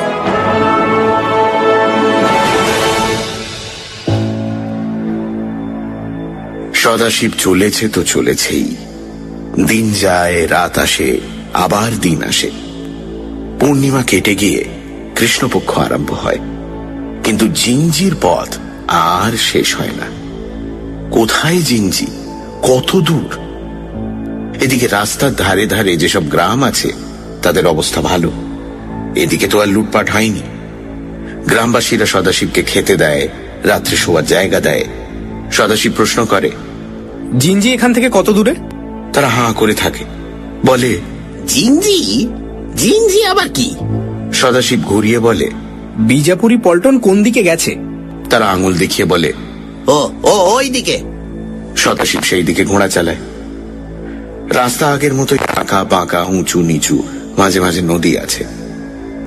রাস্তায় যারা যাতায়াত করে তারা কেউ দূরের যাত্রী নয়, বেশিরভাগই এই গ্রাম থেকে গ্রামে যায়। কদাচিৎ দু একদল সওদাগরের উট গলা উঁচু করে চলে যায়। দু চারটি গরুর গাড়ি মালের বোঝা নিয়ে ক্যাঁচ ক্যাঁচ শব্দ করে চলতে থাকে। একদিন বিকেল বেলা সদাশিব চলেছে, শুনতে পেল পেছনে খটখট ঘোড়ার খুঁড়ের শব্দ। ঘাড় ফিরিয়ে দেখল দুজন সওয়ার আসছে। তাদের সাজ পোশাক, তলোয়ার বল্লম দেখে সদাশিব বুঝল এরা বিজাপুরের সৈনিক। সে তাড়াতাড়ি রাস্তার এক পাশে সরে গেল। বিজাপুরি সওয়ারদের তেজি ঘোড়া কিছুক্ষণের মধ্যেই সদাশিবের পাশাপাশি হল। সদাশিবের ঘোড়া দেখে বিজাপুরি ঘোড়া দুটো অবজ্ঞা ভরে নাক ঝাড়া দিল। সওয়ার দুজন সিন্ধু গোটকের পানে তাকাতে তাকাতে চলল। তারা নিজের ঘোড়ার বেগ কমিয়ে সিন্ধু ঘটকের সঙ্গে সঙ্গে যেতে লাগল। সদাশিব লক্ষ্য করল সওয়ার দুজন সামান্য সেপাই শ্রেণীর লোক নয়, তাদের দরজা আরো উঁচু, বোধ হয় হাওলদার কি জুমলাদার। তাদের মধ্যে একজন হঠাৎ হেসে উঠে বলল, সোহান মিয়া, এমন জ্বালার মতো পেটওয়ালা ঘোড়া কখনো দেখেছ? সুভান মিয়া হাসতে হাসতে মাথা নাড়ল। তারপর তার চোখ ঘোড়া ছেড়ে আরোহীর দিকে গেল। সে দেখল একটা ছোট ছেলে, এখনো গোঁপ ওঠেনি। সে বলল, কি রে ছোড়া, তোর ঘোড়া কি খায়? সদাশিব বলল, ঘাস খায়। দুজনে হো হো করে হেসে উঠল, যেন ভারী হাসির কথা। অন্য মিয়া জিজ্ঞাসা করল, শুধু ঘাস খায়, দানা খায় না? না। সুভান মিয়া বলল, তবে বোধহয় হাওয়া খায়। হাওয়া খেয়ে খেয়ে পেট ফুলে গেছে, উঠতে পারে? সদাশিব মাথা নেড়ে বলল, তবে পক্ষীরাজ নয়। পক্ষীরাজ হলে উঠতো। কি বলো হায়দার মিয়া? এইভাবে হাসি মশকরা করতে করতে দুই মিয়া সদাশিবের সঙ্গে সঙ্গে চলল। কিছু দূর চলবার পর হায়দার মিয়া সদাশিবকে জিজ্ঞেস করল, তোর নাম কি রে? কোথায় যাবি? আমার নাম সদাশিব, আমি জিঞ্জি যাব। ও, তুইও জিঞ্জি যাবি? ওই জিঞ্জিতে তোর কি দরকার রে? আমার মামার সঙ্গে দেখা করা দরকার। দুজনেই বেশ আশ্চর্য হয়েছে মনে হলো। হায়দার মিয়া সন্দেহ ভরা চোখে তার দিকে তাকালো। তোর বাড়ি কোথায়? কোথা থেকে আসছিস? পুনা থেকে। পুনা থেকে? হায়দার মিয়া এবং সুবহান মিয়া একবার মুখ চাওয়াচাওয়ি করলো। তারপর হায়দার মিয়া কড়া সুরে বলল, তুই জিঞ্জিতে কার কাছে কি জন্য যাচ্ছিস সব কথা খুলে বল, নইলে কেটে ফেলবো। সদাশিব কাঁদো কাঁদো হয়ে বলল, আরে, আমি তো বলতেই যাচ্ছিলাম। সত্যি কথা বলবি? সদাশিব তখন শিবাজির শেখানো গল্প বলল। আমার মামা বলবন্তরাও নায়েক বিজাপুরের মনসবদার শাহজির সৈন্যদলের এক হাবিলদার। পুনায় মামার ঘর বাড়ি জমিজিরাত আছে, মালদার লোক।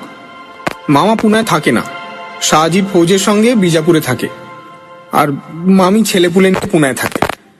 আমিও মামার বাড়িতে থাকি। 1 মাস আগে শিবাজির দলের ডাকাতরা মামার ঘর বাড়ি সব লুটে নিয়ে গেছে। তাই আমি মামাকে খবর দিতে বেরিয়েছিলাম।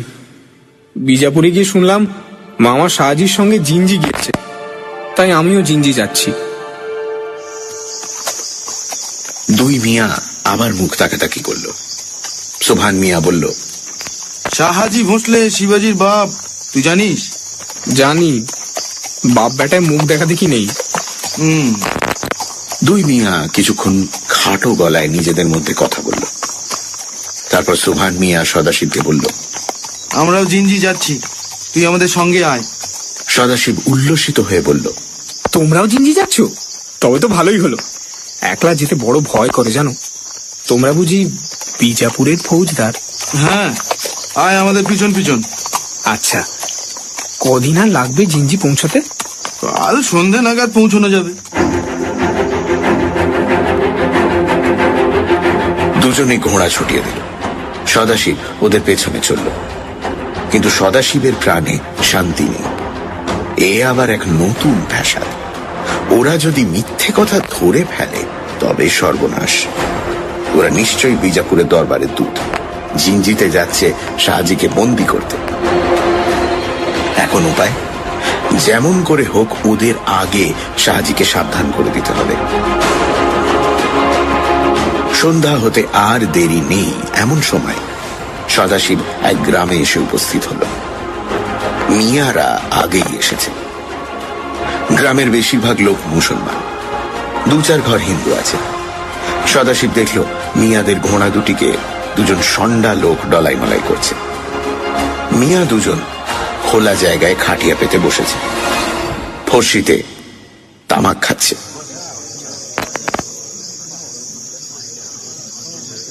গ্রামবাসীরা অনেকে খাটিয়া ঘিরে উবু হয়ে বসেছে, হাসি গল্প হচ্ছে। সদাশিবকে দেখে সুবহান মিয়া বলল, আরে তুই এসেছিস? আমি ভেবেছিলাম তোর ঘোড়াটা রাস্তার উপর শুয়ে ঘুমিয়েই পড়েছে। সদাশিব ঘোড়া থেকে নামলো, যেন মিয়ার রসিকতা বুঝতেই পারেনি, এমন সরল ভাবে বলল, ঘুমোয়নি, বড্ড থকে আছে কিনা তাই বেশি জোরে ছুটতে পারে না। আমি কি আজ এই গ্রামেই থাকতে পাবো? হায়দার মিয়া বলল, হ্যাঁ ভাবি, আমরাও থাকবো, তুইও থাকবি। কাল সকালে একসঙ্গে বেরোবো। সদাশিব মিয়াদের মতলব বুঝল।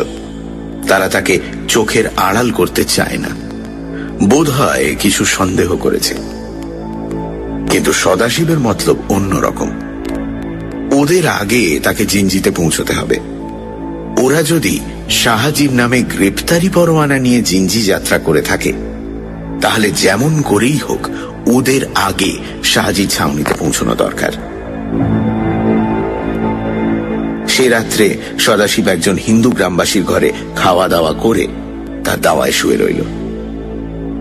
অনেক রাত্রি পর্যন্ত সে ঘুমের ঘোরে শুনতে পেল মিয়ারা খানা পিনা হই হুল্লোড় করছে। শেষ রাত্রে সদাশিবের ঘুম ভাঙল। কৃষ্ণপক্ষের আধখানা চাঁদ আকাশের মাঝখানে, জ্যোৎস্নায় চারিদিক ঝিমঝিম করছে। গ্রাম নিশুতি।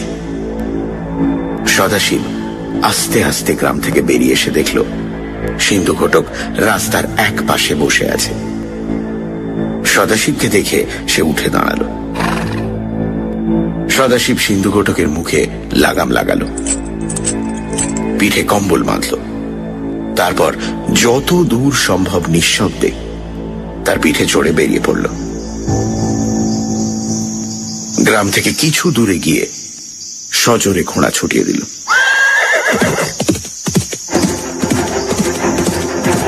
সকাল হতে এখনো 2-3 ঘড়ি দেরি আছে। সদাশিব এর মধ্যে অনেক দূর এগিয়ে যেতে পারবে। সকাল হলো, তারপর সূর্য মাথায় উঠল। সদাশিব চলেছেই। মাঝে 2-1 গ্রাম পড়ল। সদাশিব থামল না। এদিকে সে যতই এগিয়ে চলেছে ততই চারিদিকে পাহাড় ঘিরে ঘুরে আসছে। দাক্ষিণাত্য পার্বত্য দেশ, কিন্তু মাঝে মাঝে সমতল উপত্যকা আছে। এখন আবার পাহাড় আরম্ভ হয়েছে। পাহাড়ের চড়াই উতরাইয়ের ভেতর দিয়ে পাথুরে পথ পাক খেয়ে খেয়ে চলেছে। সদাশিব সামনের দিকে চলেছে বটে, কিন্তু তার কান পড়ে আছে পেছন দিকে। এই বুঝি ঘোড়ার খুরের খটখট আওয়াজ শোনা যায়। কিন্তু দুপুর কেটে গেল, মিয়াদের দেখা নেই। অনেক রাত পর্যন্ত আমোদ আহ্লাদ করে তাদের বোধহয় ঘুম ভাঙতে দেরি হয়েছে। বিকেলের দিকে পাহাড়ের খাঁজে এক জায়গায় কচি ঘাস দেখে সদাশিব সিন্ধু ঘটককে সেখানে ছেড়ে দিল। নিজেও কিছু খেয়ে নিল। থলিতে সে মাঝে মাঝে যে খাবার সংগ্রহ করেছে তা প্রায় শেষ হয়ে এলো। তাড়াতাড়ি খাওয়া সেরে সে আবার চলল। পাহাড়ের ফাঁকে ফাঁকে মেঘ ঘোরাফেরা করছে। হয়তো হঠাৎ বৃষ্টি শুরু হয়ে যাবে। তার আগে জিঞ্জি পৌঁছতে পারলেই ভালো। জিঞ্জি আর বেশি দূর নয়। পাহাড়ি জায়গায় কখন সূর্যাস্ত হয় বোঝা যায় না। সদাশিব দেখল সূর্য দেখা যাচ্ছে না, কিন্তু আকাশে ছাড়া ছাড়া মেঘের গায়ে সোনালি রোদ লেগে আছে। সূর্যাস্ত হতে বেশি দেরি নেই। সদাশিব আরো জোরে ঘোড়া চালালো। ওই জিঞ্জি আর কত দূর। এদিকে বৃষ্টি হয়ে গেছে। মাটি ভিজে ভিজে, গাছের পাতায় জল লেগে আছে। সামনে নিচের দিকে গভীর একটা খাত দেখা যাচ্ছে। তার কিনারায় ছোট্ট একটা গ্রাম। সিন্ধু ঘটক সামনে ঢালু রাস্তা পেয়ে জোরে চলতে আরম্ভ করেছে এমন সময় পেছনে শব্দ শুনে সদাশিব চমকে উঠল। ঘোড়ার খুরের খটখট শব্দ। সদাশিব ঘাড় ফিরিয়ে দেখল, হ্যাঁ, 2 মিয়া আসছে। সদাশিব গায়ের কাছাকাছি পৌঁছতে না পৌঁছতেই তারা এসে সদাশিবকে ধরে ফেলল। 3টে ঘোড়া মুখোমুখি দাঁড়ালো। হায়দার মিয়া চোখ পাকিয়ে বলল, তুই আমাদের ফেলে পালিয়ে এসেছিস যে? সদাশিব অবাক হয়ে বলল, পালিয়ে আসবো কেন? তোমাদের সঙ্গে বেরোলে পিছিয়ে পড়তাম, তাই আগে বেরিয়েছি। এখন একসঙ্গে যাব। মিয়ারা দেখল সদাশিব ন্যায্য কথাই বলছে। তারা আর কিছু বলল না। ইতিমধ্যে 3 জন সওয়ারকে রাস্তায় দেখে গাঁয়ের লোকজন বেরিয়ে এসে দাঁড়িয়েছিল। সুভান মিয়া তাদের জিজ্ঞাসা করল, জিঞ্জি আর কত দূর?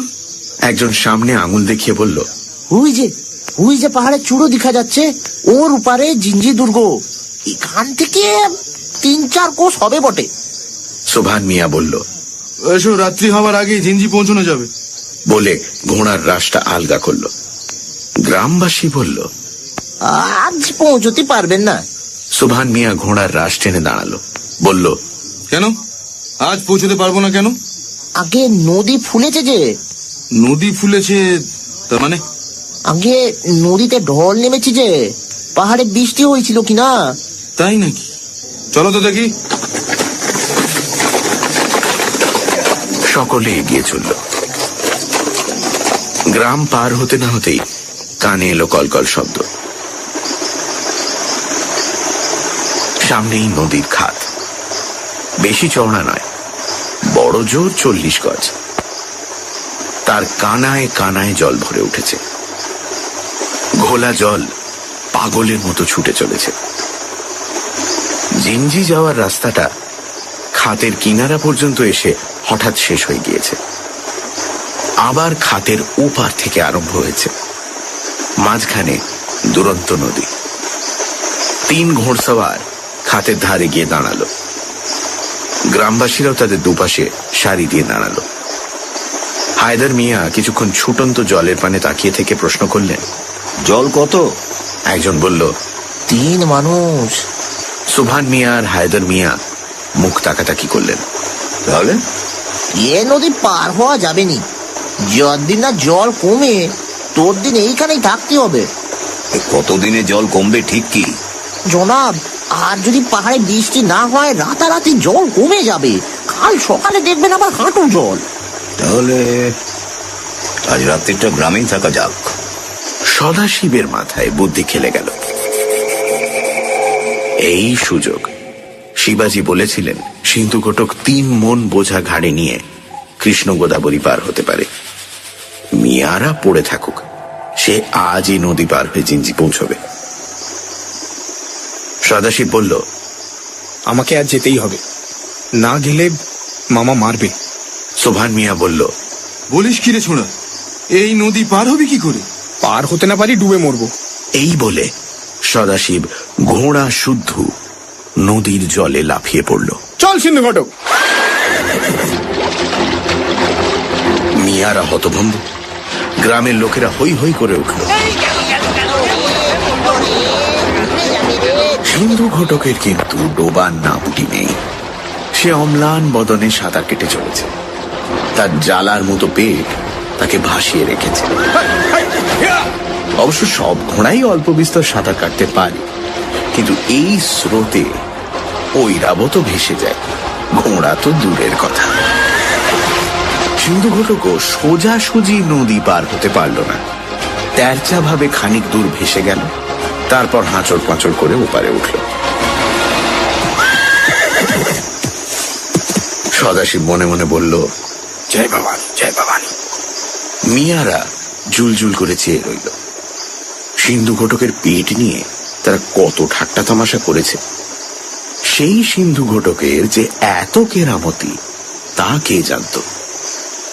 সিন্ধু ঘটকের কাছে তাদের তেজি আরবি ঘোড়ার মাথা হেঁট হয়ে গেল। ধন্য সিন্ধু ঘটক। সিন্ধু ঘটক একবার গা ঝাড়া দিয়ে গায়ের জল ঝেড়ে ফেলল। মিয়াদের সামনাসামনি এসে সদাশিব ওপার থেকে হাঁক দিয়ে বলল, আমি চললাম, আদাব মিয়া সাহেব।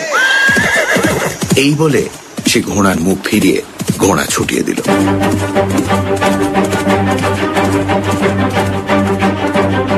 পাহাড়ের মাথার উপর মুকুটের মতো জিঞ্জি দুর্গ। দুর্গ তো নয়, যেন মেঘের বুকে অমরাবতী। তাকে ঘিরে আছে স্তরে স্তরে 7টি প্রাকার। সবচেয়ে নিচে যে প্রাকার তার বেড় 2 ক্রোশ। তার ভেতরে আবার প্রাকার, তার ভেতর আবার, এমনি 7টি প্রাকার ডিঙিয়ে তবে দুর্গের মণিকোঠায় পৌঁছানো যায়। বিজাপুরের সেনাপতি মুস্তফা খান তার সৈন্যদল নিয়ে জিঞ্জি দুর্গ ঘিরে বসেছেন, কিন্তু 6 মাসেও দুর্গের প্রথম প্রাকার ভেদ করতে পারেননি। তিনি প্রাকারের বাইরে থানা দিয়ে বসে আছেন। তার অধীনস্থ মনসবদারও তাদের সৈন্য সেপাই নিয়ে বসে আছে। শাহজি এই সব মনসবদারদের একজন। সকলেই বিরক্ত হয়ে উঠেছে, সেপাইরাও সন্তুষ্ট নয়, কিন্তু দুর্গ জয়ের কোনো লক্ষণ দেখা যাচ্ছে না। ভোরের আলোয় প্রাকারের বাইরে বিজাপুরী সৈন্যদের ছাউনি দেখে মনে হয় যেন পাহাড়ের কোলে মেঘ লেগে আছে। শিবিরের পর শিবির, কিন্তু শিবির চক্র নিস্তব্ধ। এখনো সৈন্যদল জেগে ওঠেনি। শাহজির তাঁবু নিজের সৈন্যদলের মাঝখানে। তিনি সেদিন সকালে নিজের তাঁবুতে শুয়ে ঘুমোচ্ছিলেন। শাহজি একদিকে যেমন খুব বীর ছিলেন, অন্যদিকে তেমনি শৌখিন বিলাসীও ছিলেন। নাচ গানের প্রতি তার ভারী অনুরাগ ছিল। কাল অনেক রাত পর্যন্ত নাচ গান আমোদ প্রমোদে কাটিয়ে তিনি ঘুমিয়েছেন। ভোর হতে না হতেই তাঁবুর বাইরে কথা কাটাকাটির আওয়াজ শুনে তার ঘুম ভেঙে গেল। বিরক্তভাবে বিছানায় উঠে বসে তিনি শুনতে পেলেন তাঁবুর দ্বার রক্ষী কাকে যেন বলছে, তুই খেলে সাত সকালে মনসুরদারে দেখা চাস? এখন দেখা হবে না, মনসুরদা ঘুমোচ্ছে, যা 2 ঘড়ি পরে আসিস। একটি তরুণ মারাঠি কণ্ঠ মিনতি করে বলছে, বড় জরুরি কাজ, দেরি করলে সর্বনাশ হয়ে যাবে। মনসবদারের ছেলে শিবাজি ভোসলে আমাকে পাঠিয়েছেন। দ্বার রক্ষী বলছে, শিবাজির কাছ থেকে আসছিস, তার নিশান আছে? আছে, কিন্তু সে তুমি চিনতে পারবে না। তুমি একবারটি মনসবদারের কাছে ইত্তেলা দাও। এই সময় শাহাজি ভেতর থেকে হাঁক দিলেন, ওরে কে এসেছে, তাকে আমার কাছে নিয়ে আয়। তখন দ্বাররক্ষী সদাশিবকে শিবিরের মধ্যে নিয়ে এলো। শিবিরের দেয়াল মখমল দিয়ে মোড়া, ছাদ কিং খাবে, মেঝে পুরু পার্সি গালিচা। শাহাজি খাটের ওপর মখমলের চাদর ঢাকা বিছানায় বসে আছেন। চোখ দুটি লাল, মুখে বিরক্তির ভাব। অসময়ে কে তার ঘুম ভাঙালো। সদাশিবকে দেখে তিনি কিছুক্ষণ ভুরু কুচকে চেয়ে রইলেন, তারপর বললেন, কে তুই, কোথা থেকে এসছিস? আমার নাম সদাশিব, শিবাজি আমাকে পাঠিয়েছেন। আমি তোরনা দুর্গ থেকে আসছি। বটে, কই নিশানটা দেখি। এই যে নিশান। সদাশিব কাছে গিয়ে হাতে বাঁধা তামার কবচ দেখালো। মা জিজাবাই বলেছেন এই তাবিজ দেখলে তুমি চিনতে পারবে। শাহজি তাবিজ দেখলেন, তার মুখের চেহারা বদলে গেল। দ্বার রক্ষীকে হাত নেড়ে বিদায় করে তিনি সদাশিবকে কাছে টেনে নিলেন, বললেন, জিজা তোকে পাঠিয়েছে? বাহ, শিবা পাঠিয়েছে। বস বস আমার কাছে, বস। সদাশিব খাটের কিনারায় বসল। শাহজি ধরা গলায় বললেন, কেমন আছে রে তারা? কতদিন যে তাদের দেখিনি। সবাই ভালো আছেন। শিবাজি একটা জরুরি খবর দিতে আমাকে তোমার কাছে পাঠিয়েছেন। জরুরি খবর? কি খবর? সদাশিব তখন এক নিঃশ্বাসে সমস্ত খবর বলল। শাহজি তার মুখের উপর চোখ রেখে শুনলেন। বলা শেষ হলে তিনি কিছুক্ষণ স্তব্ধ হয়ে বসে রইলেন। তারপর তার চোখ দিয়ে জল গড়িয়ে পড়তে লাগলো। শেষে তিনি ভাঙা ভাঙা গলায় বললেন, শিবা, জিজা, আমি ওদের কোনোদিন কোনো খবর নিইনি, কিন্তু ওরা আমাকে এত ভালোবাসে, আমাকে বাঁচাবার জন্য এত দূরে খবর পাঠিয়েছে। এই বলে তিনি সদাশিবের গলা জড়িয়ে ধরে আরো জোরে কাঁদতে লাগলেন। সদাশিব বলল, আর কিন্তু বেশি সময় নেই। সুলতানের পরোয়ানা নিয়ে এক্ষুনি লোক এসে পৌঁছবে। শাহজি চোখ মুছে বললেন, আসুক, আসুক, আমি পরোয়া করি না। আমার যা হওয়ার হবে। যা, তুই শিববার কাছে ফিরে যা। তাকে বলিস আমার জন্য যেন সে বিজাপুরের সঙ্গে যুদ্ধ বন্ধ না করে। মারাঠা দেশে বিজাপুরের যত দুর্গ আছে সব শিববা কেড়ে নিক, দেশে হিন্দু রাজ্য স্থাপন করুক। আমার না হয় গোলামি করে জীবন কেটে গেল, শিববা যেন কারো গোলাম না হয়। কিন্তু সুলতান যদি তোমাকে কোতল করে? শাহজি ভোসলেকে কোতল করা তো সহজ নয়। এখনো 5000 সিপাহী আমার রুটি খায়। কিন্তু যাক, যাক সে কথা। শিবাকে বলিস আমার কথা যেন না ভাবে।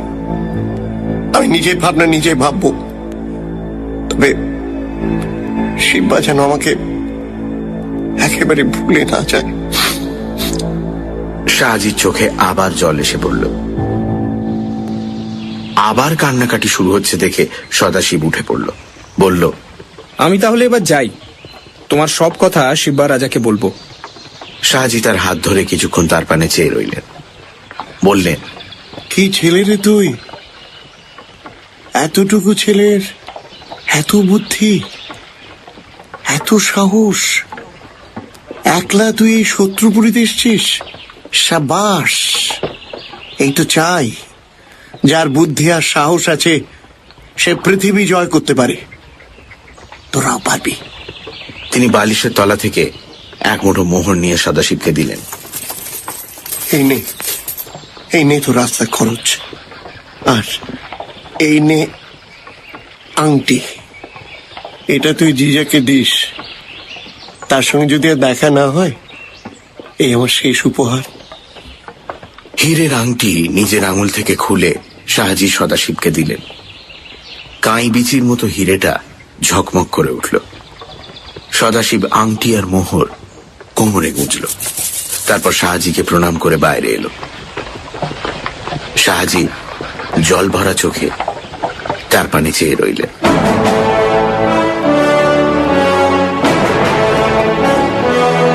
সদাশিব ফিরে চলেছে। তার বুকে কার্যসিদ্ধির আনন্দ, ট্যাগে মোহর আর আংটি, সে যেন হাওয়ায় উড়ে চলেছে। মুস্তফা খানের ছাউনি পার হয়ে সে একবার পেছনে ফিরে তাকাল। ছাউনির সেপাইরা জেগে উঠেছে। তাদের মাথার উপর জিঞ্জি দুর্গের বিরাট আয়তন আকাশ ভেদ করে উঠেছে। সকালবেলার কাঁচা রোদে ঝলমল করছে। জিঞ্জি দুর্গ পেছনে রেখে সদাশিব এগিয়ে চলল। ঘরের দিকে তার মন টানছে, শিবাজির দিকে মন টানছে। সিন্ধু ঘটকও বোধহয় বুঝতে পেরেছে। সে মোটা পেট নিয়ে লাফিয়ে লাফিয়ে ছুটছে।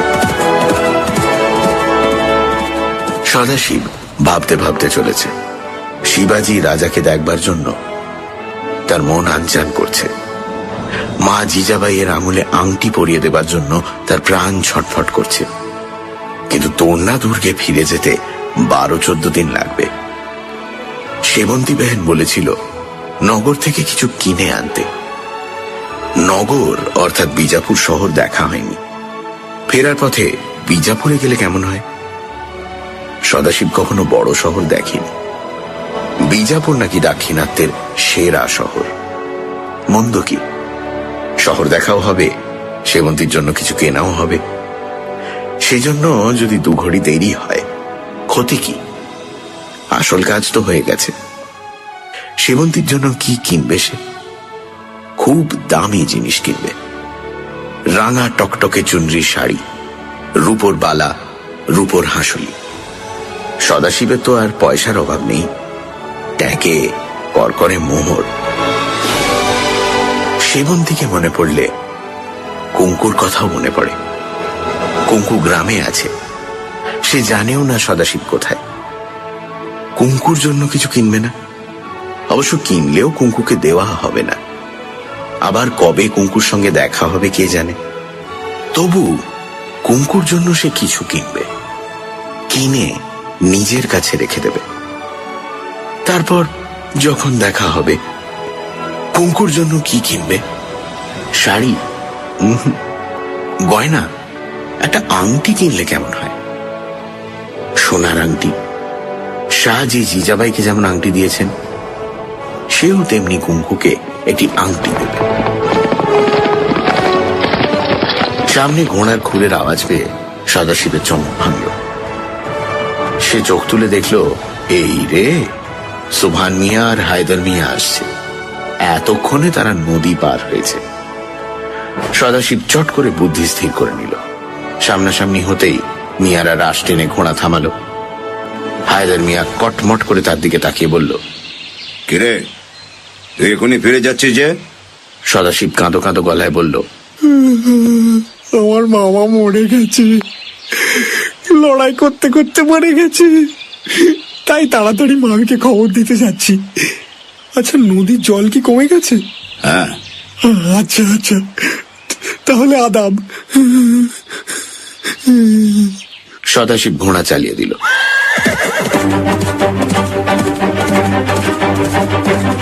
আর পেছনে ফিরে চাইল না। মিয়ারা কিছুক্ষণ তার পানে চেয়ে রইল। তারপর সামনের দিকে ঘোড়া চালালো। সেনাপতি মুস্তফা খানের কাছে সুলতানের পরোয়ানা আগে দাখিল করা দরকার।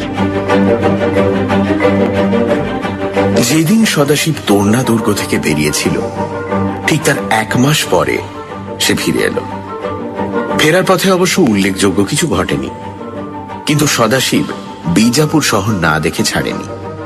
কি শহর! চারিদিকে রং বেরঙের মিনার, গম্বুজ, 2তলা 3তলা বাড়ি, রাস্তায় হাতি, ঘোড়া, উমরাদের তাঞ্জাম। বাজারে ঢুকলে চোখ ঝলসে যায়। কোথাও ফল ফুলের দোকান, কোথাও সারি সারি কাপড়ের পট্টি, কোথাও হীরা জহরতের মন্ডি। সদাশিব সেবন্তীর জন্য লাল চুনরি শাড়ি কিনল, রূপোর বালা, রূপোর হাসুলি কিনল, আর কুঙ্কুর জন্য চুপি চুপি কিনল একটা সোনার আংটি। আংটি সে লুকিয়ে রেখে দিল, কেউ দেখতে যেন না পায়। বিজাপুরের এক মুসাফির খানায় রাত কাটিয়ে সে বেরিয়ে পড়ল। এবার বাড়ির রাস্তা। যেতে যেতে সে লক্ষ্য করল গ্রামগুলিতে লোক ফিরে এসেছে। বিজাপুরী সৈন্য যে এ পথ দিয়ে ফিরবে না তা সকলে জানতে পেরেছে। একদিন বিকেল বেলা সদাশিব এদিক ওদিক তাকাতে তাকাতে রাস্তা দিয়ে চলছে, শুনতে পেল পাশের দিক থেকে মিহি মেয়েলি গলায় কে তাকে ডাকছে। সদাশিব ভাই। সেবন্তী। সেবন্তী রাস্তার ধারের গাছের আড়ালে দাঁড়িয়ে রোজ তার প্রতীক্ষা করে। আজ তাকে দেখেই চিৎকার করে ডাকলো, সদাশিব ভাই, তুমি এত দেরি করলে? আমি ভাবলাম তুমি বুঝি আর এলে না। তোমার সঙ্গে দেখা না করেই ফিরে যাব, তা কি হয় সেবন্তী বেহেন? যেতে যেতে ভাবছিলাম এখানেই কোথাও তোমার গ্রামটা আছে, কিন্তু ঠিক ঠাহর করতে পারছিলাম না। ভাগ্যিস তুমি ডাকলে। গ্রামের লোক গ্রামে ফিরে এসেছিল। সেবন্তী সদাশিবকে নিয়ে গ্রামে গেল। সকলে তার আদর যত্ন করল। চুনরি শাড়ি আর গয়না পেয়ে সেবন্তী আহ্লাদে আটখানা হয়ে গেল। রাত্রে সদাশিব গ্রামেই রইল। পরদিন ভোরে সকলের কাছে বিদায় নিয়ে সিন্ধুকটকের পিঠে চড়ে বেরিয়ে পড়ল। এবার সিধা তোরনা দুর্গ, শিবাজি রাজা, মা জিজাবাই।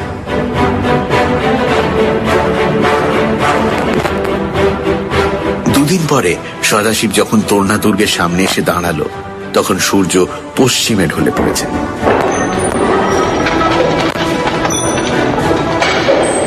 তোরণ খুলে শিবাজি বেরিয়ে এলেন, তার পেছনে দুর্গের সমস্ত লোক। সদাশিব লাফিয়ে ঘোড়ার পিঠ থেকে নামল। শিবাজি তার কাঁধে হাত রেখে বললেন, তো কাম ফতে? সদাশিব বলল, ফতে। শিবাজি সদাশিবকে বুকে জড়িয়ে নিলেন, বললেন, শাবাশ, আজ থেকে তুই সর্দার সদাশিব।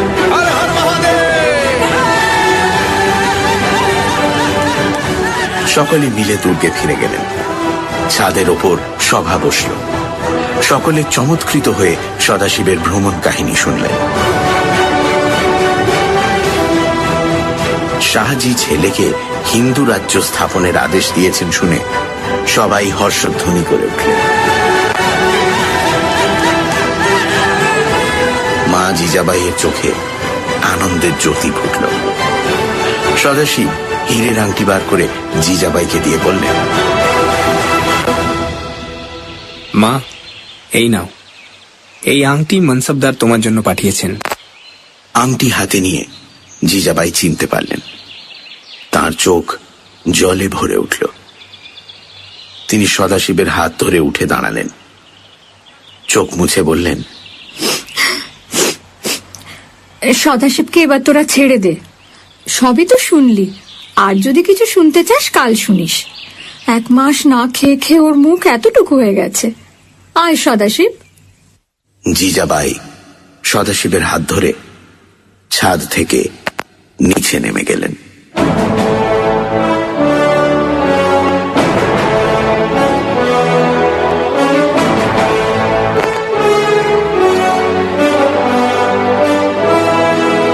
শুনছিলেন সদাশিবের দৌড়দৌড়ি কাণ্ড। রচনা শরদিন্দু বন্দ্যোপাধ্যায়। গল্প পাঠে ও শিবাজির চরিত্রে দীপ। সদাশিবের ভূমিকায় সোমক। গল্পের সূত্রধার মীর। শাহাজি ও প্রহরীর ভূমিকায় জগন্নাথ বসু। আদিল শাহ বুড়ো লোক। হেদার মিয়ার ভূমিকায় শঙ্করী প্রসাদ মিত্র।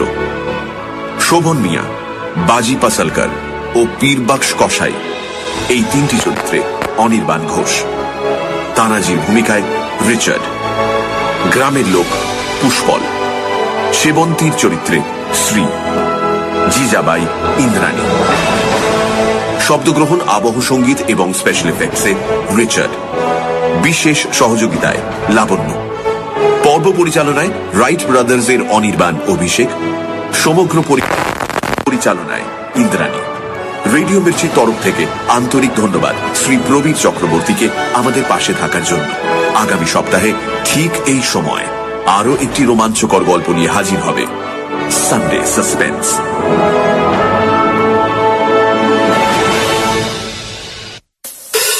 সানডে সাসপেন্স আপনার জন্য প্রতি রবিবার দুপুর 12টায় ও রাত 10টায়, পুনঃপ্রচার শনিবার বিকেল 4টে, শুধুমাত্র রেডিও মির্চি 98.3 FM-এ। It's hot.